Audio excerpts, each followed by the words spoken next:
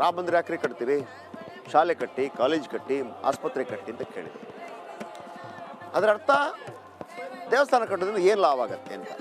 ಇನ್ನು ಕೆಲವರು ಕೇಳಿದರು ದೇವಸ್ಥಾನ ಕಟ್ಟೋದ್ರಿಂದ ಹೊಟ್ಟೆ ತುಂಬತ್ತಾ ಅಂತ. ಅದಕ್ಕೆ ಒಬ್ಬರು ನಾಯಕರು ಹೇಳಿದರು, ನಾನು ಮೊನ್ನೆ ಕೂಡ ಹೇಳಿದ್ದೆ, ಇಲ್ಲಿ ತನಕ ದೇವಸ್ಥಾನ ಕಟ್ಟಿಲ್ಲ, ಎಲ್ಲರದ್ದು ಹೊಟ್ಟೆ ತುಂಬಿದೆಯಾ ಅಂತ. ಒಂದು ಕಾಲದಲ್ಲಿ ದೇವಸ್ಥಾನ ಅನೇಕ ಕಾರಣಗಳಿಗಾಗಿ ಒಂದು ರೀತಿಯಲ್ಲಿ ಆರ್ಥಿಕತೆಯ ಮೂಲ ಕೂಡ ಆಗಿತ್ತು. ಎಲ್ಲ ಚಿನ್ನ ಬೆಳ್ಳಿಗಳಿದ್ದದ್ದು ಅಲ್ಲಿ, ಎಲ್ಲರೂ ಲೂಟಿ ಮಾಡಿದ್ದು ಅದನ್ನೇ. ಈಗ ಎಜುಕೇಷನ್ ಇದೆ, ಎಜುಕೇಷನಲ್ಲಿ ನಾವು ಇಂಜಿನಿಯರ್, ಡಾಕ್ಟ್ರು ಮತ್ತೊಂದು ಎಲ್ಲವೂ ಆಗ್ತೀವಿ. ಎಲ್ಲವೂ ಆದ ನಂತರ ಹಣ ಸಂಪಾದನೆ ಮಾಡ್ತೀವಿ. ಹಣ ಸಂಪಾದನೆ ಮಾಡ್ತಾರೆ ಏನು ಮಾಡ್ತೀವಿ ನಾವು? ಪ್ರವಾಸ ಹೋಗ್ತೀವಿ, ಒಂದು ಕಡೆ ಮೋಜು ಮಸ್ತಿ ಮಾಡ್ತೀವಿ. ಇನ್ನು ಅನೇಕರು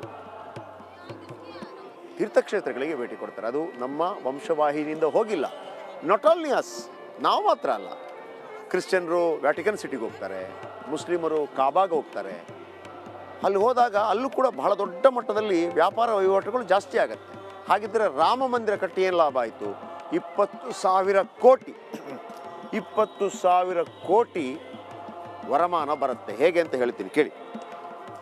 ರಾಮ ಮಂದಿರ ಪ್ರವಾಸೋದ್ಯಮದಿಂದ ದೊಡ್ಡ ಮಟ್ಟದ ಲಾಭ ಉತ್ತರ ಪ್ರದೇಶಕ್ಕಾಗುತ್ತೆ. ಉತ್ತರ ಪ್ರದೇಶ ಅದನ್ನು ಯಾವ ರೀತಿ ಯೂಸ್ ಮಾಡ್ಕೊಳ್ಳುತ್ತೆ ನೋಡ್ಕೋಬೇಕು. ಯಾಕಂದರೆ ಉತ್ತರ ಪ್ರದೇಶ ಬಡ ರಾಜ್ಯ, ಅದರಲ್ಲಿ ಎರಡು ಮಾತಿಲ್ಲ. ಉತ್ತರ ಪ್ರದೇಶ, ಬಿಹಾರ, ಅಲ್ಲಿಂಥವರೆಲ್ಲ ನಮ್ಮ ಭಾಗಕ್ಕೆಲ್ಲ ಕೆಲಸಕ್ಕೆ ಬರ್ತಾರೆ. ಇನ್ನು ಅವರ GST ಕಟ್ಟೋದು ಕೂಡ ಭಾಳ ಕಡಿಮೆನೇ. ಆದರೆ ಇದನ್ನು ಒಬ್ಬ ಸಮರ್ಥನಾಗಿದ್ದವ ಆಗಿದ್ದರೆ ಇದರ ಲಾಭವನ್ನು ರಾಜ್ಯದ ಶ್ರೇಯೋಭಿವೃದ್ಧಿಗೆ ಹೇಗೆ ಬಳಸ್ಕೋಬೋದು? 20,000 ಕೋಟಿ ಅಂತ. ಹೇಗೆ? UP ಬೊಕ್ಕಸಕ್ಕೆ 20,000 ರಿಂದ 25,000 ಕೋಟಿ ರೂಪಾಯಿ ಹರಿದು ಬರುವಂಥ ಸಾಧ್ಯತೆ ಇದೆ ಅನ್ನುವಂಥ ಮಾಹಿತಿಗಳು ಬರ್ತಾ ಇದೆ. ಹೇಗೆ ಅಂತಂದರೆ, ಉತ್ತರ ಪ್ರದೇಶದಲ್ಲಿ ಪ್ರವಾಸಿಗರ ವೆಚ್ಚ ದ್ವಿಗುಣಗೊಳ್ಳುವುದು ಪಕ್ಕ. ಈಗ ನಾವು ಇಲ್ಲಿ ಅಯೋಧ್ಯೆಗೆ ಬಂದಿದ್ದೀವಿ. ಕೆಲವು ಕಡೆ 10 ರೂಪಾಯಿಗೆ ಟೀ ಸಿಗುತ್ತೆ, ಕೆಲವು ಕಡೆ 100 ರೂಪಾಯಿಗೆ ಊಟ ಸಿಗುತ್ತೆ. ರೂಮ್ ಜಾಸ್ತಿ ಆಗಿದೆ, ರೂಮ್ ಇಲ್ಲ. ಇಲ್ಲಿರೋದೇ ಒಂದು 600-700 ರೂಮ್ಸ್. ಅದೆಷ್ಟಾಗ್ಬೋದು? ತಿರುಪತಿ ಥರ ಆಗ್ಬೋದು. ಎಷ್ಟಿದೆ ತಿರುಪತಿಯಲ್ಲಿ? ಅದೇ ಥರ ಇಲ್ಲಿ ಸಾವಿರಾರು ರೂಮ್ಗಳಾಗತ್ತೆ, ಅಂಗಡಿಗಳಾಗತ್ತೆ, ಹೋಟೆಲ್ಗಳಾಗತ್ತೆ, ಫುಡ್ ಆಗುತ್ತೆ, ಎಲ್ಲವೂ.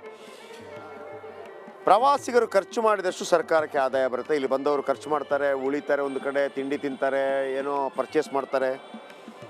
2022 ನಮ್ಮ ದೇಶದಲ್ಲಿ ದೇಶೀಯ ಪ್ರವಾಸಿಗರು ದೇವಸ್ಥಾನಗಳಿಗೆ ಹೋಗಿ 2.2 ಲಕ್ಷ ಅಲ್ಲ, ದೇಶೀಯ ಪ್ರವಾಸಿಗರು 2.2 ಲಕ್ಷ ಕೋಟಿ ವೆಚ್ಚ ಮಾಡಿದರು. ವೆಚ್ಚ ಮಾಡೋದು 2.2 ಲಕ್ಷ ಕೋಟಿ. ಇನ್ನು 2024 ಖರ್ಚಿನ ಪ್ರಮಾಣ 4 ಲಕ್ಷ ಕೋಟಿಗೆ ಹೆಚ್ಚಾಗುವ ನಿರೀಕ್ಷೆ ಇದೆ. ನಮ್ಮ ಕರ್ನಾಟಕದ ಬಜೆಟ್ಗಿಂತ ಹೆಚ್ಚಾಗುವ ನಿರೀಕ್ಷೆ ಇದೆ. ಇನ್ನು ವಿದೇಶಿ ಪ್ರವಾಸಿಗರು 10,000 ಕೋಟಿ ಆದಾಯ ತಂದು ಕೊಟ್ಟಿದ್ದರು. ಭಾಳ ಕಡಿಮೆ ವಿದೇಶಿ ಪ್ರವಾಸದಿಂದ ನಮಗೆ ಬರ್ತಾ ಇರೋದು.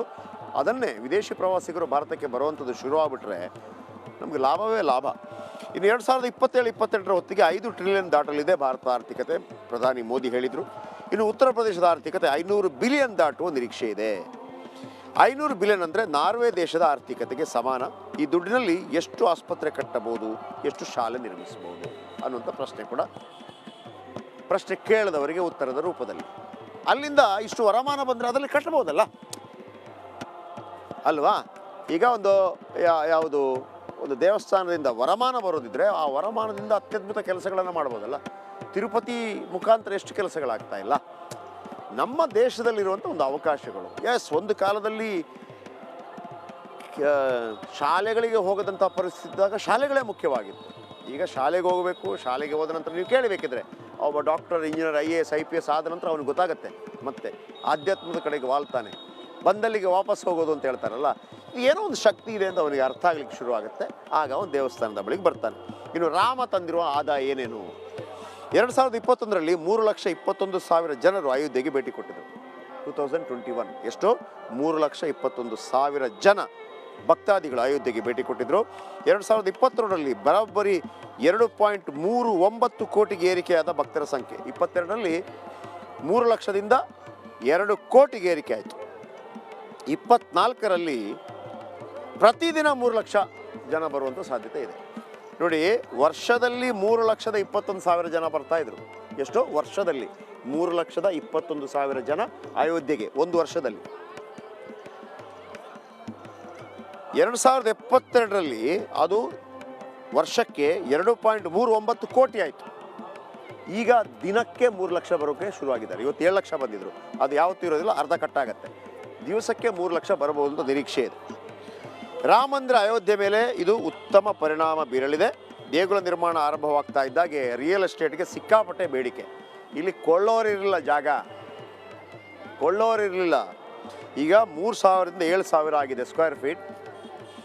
ಆಮೇಲೆ ಭೂಮಿ ನೋಂದಣಿ ಪ್ರಮಾಣ, ಭೂಮಿ ನೋಂದಣಿ ರಿಜಿಸ್ಟ್ರೇಷನ್ ಎಷ್ಟಾಗಿರ್ಬೋದು ಗೊತ್ತಾ? ಏರಿಕೆ 109 ಪಟ್ಟು ಜಾಸ್ತಿ ಆಗಿದೆ. ಪರ್ಸೆಂಟ್ ಅಲ್ಲ, 109 ಪಟ್ಟು. ಪ್ರವಾಸಿಗರನ್ನು ಸೆಳೆಯಲು ಕಂಪನಿಗಳು ಸಿದ್ಧತೆಗಳನ್ನು ಆರಂಭಿಸಿದೆ. 100 5 ಸ್ಟಾರ್ ಹೋಟೆಲ್ಗೆ ಅರ್ಜಿ. 100 5 ಸ್ಟಾರ್ ಹೋಟೆಲ್ಗೆ ಅರ್ಜಿ. ಅರ್ಥ ಆಯ್ತಲ್ಲ ನಿಮಗೀಗ ಏನು ಅಂತ?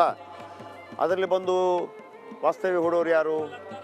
ಮಹಾರಾಷ್ಟ್ರದವೇ ಇರ್ತಾನೆ, ಕೇರಳ, ಕರ್ನಾಟಕ, ರಾಜಸ್ಥಾನ. ದುಡ್ಡು ಯಾರಿಗೆ ಬರುತ್ತೆ? ಉತ್ತರ ಪ್ರದೇಶ ಸರ್ಕಾರಕ್ಕೆ ಬರುತ್ತೆ. ಆಮೇಲೆ ಮಂದಿರದಿಂದ ಪ್ರವಾಸೋದ್ಯಮ, ಆತಿಥ್ಯ ಕ್ಷೇತ್ರಕ್ಕೆ ದೊಡ್ಡ ಉತ್ತೇಜನ. ಈಗ ಬರ್ತಿರುವ ಲಾಭಕ್ಕಿಂತ 8ರಿಂದ 10 ಪಟ್ಟು ಹೆಚ್ಚು ಲಾಭದ ನಿರೀಕ್ಷೆ ಇದೆ. ರಾಮ ಮಂದಿರದಿಂದ ವರ್ತಕರು ಗಳಿಸಿದ್ದು ನಿಮಗೆ ಎಷ್ಟು ಗೊತ್ತಿದೆಯಾ? ವರ್ತಕರು ದೇಶಾದ್ಯಂತ ವರ್ತಕರಿಗೆ 1 ಲಕ್ಷ ಕೋಟಿಗೂ ಹೆಚ್ಚು ವ್ಯವಹಾರವಾಗಿದೆ. ಹೂವು, ಬಟ್ಟೆ, ದೀಪ, ಹಣ್ಣು ಮಾರುವವರ ಆದಾಯ ಎಷ್ಟಾಗಿರ್ಬೋದು? ಹೂ ಮಾರುವವನಿಗೆ, ಬಟ್ಟೆ ಮಾರುವವನಿಗೆ, ದೀಪ ಮಾರುವವನಿಗೆ, ಹಣ್ಣು ಮಾರುವವನಿಗೆ, ಅಗರಬತ್ತಿ ಮಾರುವವನಿಗೆ ಎಲ್ಲರಿಗೂ ಲಾಭ. ವೋಕಲ್ ಫಾರ್ ಲೋಕಲ್ಗೆ ಬಲ ನೀಡ್ತಾ ಇದ್ದಾರೆ ಪ್ರಭು ಶ್ರೀರಾಮಚಂದ್ರ. ಎಲ್ಲ ದೇವಸ್ಥಾನ ಬಂದರೆ ನನ್ನ ಪ್ರಕಾರ ದೊಡ್ಡವರು ಮಾಡ್ತಾರೆ ಬಿಡಿ, ಅದು ಬೇರೆ ವಿಚಾರ, ಹೋಟೆಲ್ ಕಟ್ತಾರೆ. ಲೋಕಲ್ ಇದ್ದವನು ಬದುಕದ ಅಲ್ವಾ? ದೇವಸ್ಥಾನ ಇದ್ದರೆ ಏನೂ ಇಲ್ಲಪ್ಪ, ಅವನಿಗೆ ಒಂದು 2,000 ರೂಪಾಯಿದು ಹೂರು ತೊಗೊಂಡ್ರೆ ಸಾಕು, ಅವನು ಅದನ್ನು ಒಂದು 3,000 ರೂಪಾಯಿಗೆ ಮಾರ್ಬೋದು. ದಿವಸಕ್ಕೆ 1,000 ರೂಪಾಯಿ ಅಥವಾ 2,000 ರೂಪಾಯಿ ಅಲ್ವಾ?